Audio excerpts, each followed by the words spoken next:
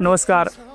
आज आपण बघतोय की गेले 15 दिवस झालं की प्रत्येक हॉटेल व्यावसायिक गॅसच्या परिस्थितीने परेशान झालेला आहे.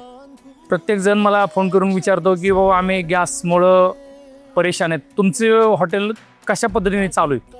त्याच्यामुळे मी सांगतो की मी 10 वर्षापूर्वीच गॅसवरती न थांबता मी चुलीवर काम केलेलं आहे. म्हणून माझं जेवण हायजेनिक आहे.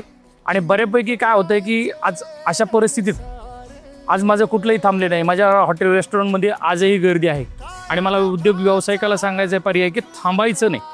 काही जरी परिस्थिती आली तर त्याच्यावरती पर्याय काढायचा.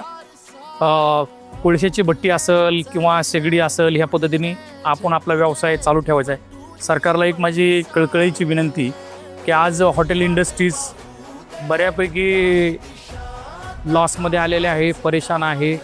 त्यांच्याकडं सरकारने लक्ष देणं गरजेचं आहे, मला असं वाटतं. काहीतरी आज बघतोय माझ्याकडं 35 ते 40 कामगारचा स्टाफ आहे. ह्या लोकांची सॅलरी, या लोकांचं जेवणाची व्यवस्था, ह्या सगळ्या गोष्टी कशा करायच्या हे मॅनेज करणं फार अवघड झालेलं.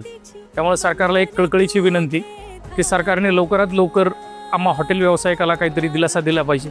आज बघतोय की आमची कॉस्टिंग एवढी वाढत चालली, तेलाचे भाव रोज वाढत चालले, तांदळाचे भाव रोज वाढत चालले दिवसेंदिवस, आणि फार काटकसरीने चाललेलं आहे. आज हॉटेल व्यवसाय सगळ्यात अडचणीतून तोंड देऊन चाललेला आहे. धन्यवाद.